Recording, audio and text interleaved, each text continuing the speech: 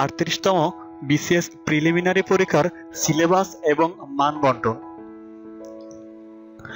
BCS পরীক্ষা দেওয়ার জন্য বা যোগ্যতা অর্জনের জন্য প্রাক বাছাই পরীক্ষা বা বিসিএস প্রিলিমিনারিতে অংশগ্রহণ করতে হয়। এটি বিসিএস এর সবচেয়ে কঠিনতম ধাপ। এতে 200টি অবজেক্টিভস দাগাতে হবে। সময় থাকবে মাত্র 2 ঘন্টা বা 120 মিনিট। চলুন দেখে নেওয়া যাক কোন বিষয়ে কত মার্কস থাকবে। প্রথমে আসি বাংলা। বাংলাতে মোট 35 মার্কস থাকবে। এর মাঝে ভাষাতে 15, সাহিত্যে 20। সাহিত্যের মাঝে আবার প্রাচীন ও মধ্যযুগ থেকে 5 এবং আধুনিক যুগ থেকে 15 মার্কস থাকবে।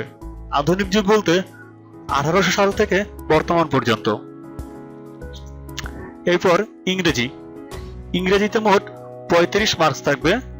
ভাষা থেকে 15 এবং সাহিত্য থেকে 20 মার্কস। চলুন দেখে নেওয়া যাক গণিতে কত থাকে। গণিতে মোট 15 মার্কস থাকবে। এর মাঝে পাটিগণিতে 3, বীজগণিতে 6, জ্যামিতিতে 3, পরিসংখ্যান ও অন্যান্য বিষয়াবলী থেকে 3 মার্কস থাকবে। বাংলাদেশ বিষয়াবলী।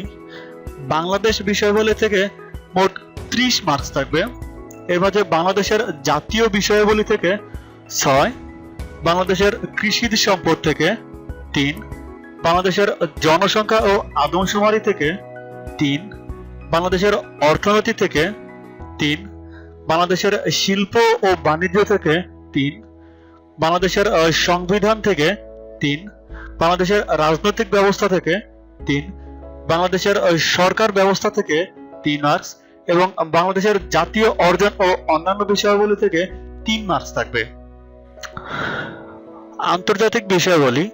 আন্তর্জাতিক বিষয়াবলী থেকে 20 মার্কস।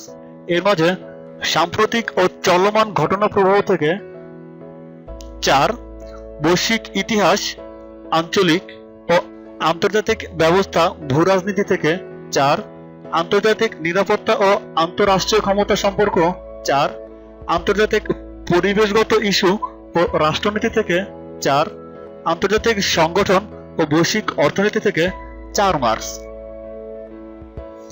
ভূগোল, পরিবেশ ও দুর্যোগ ব্যবস্থাপনা থেকে মোট 10 মার্কস থাকবে।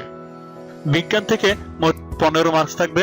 এর মাঝে ভৌত বিজ্ঞানে 5, জীববিজ্ঞানে 5 এবং আধুনিক বিজ্ঞানে 5 মার্কস থাকবে। কম্পিউটার ও তথ্য প্রযুক্তি বিষয়ে মোট 15 মার্কস থাকবে। এর মাঝে শুধুমাত্র কম্পিউটারের উপর 10টি প্রশ্ন থাকবে এবং তথ্য প্রযুক্তির উপর 5টি প্রশ্ন থাকবে। গাণিতিক যুক্তি ও মানসিক দক্ষতায় মোট 15 মার্কস থাকবে। নৈতিকতা, মূল্যবোধ ও সুশাসন বিষয়ে 15 মার্কস থাকবে।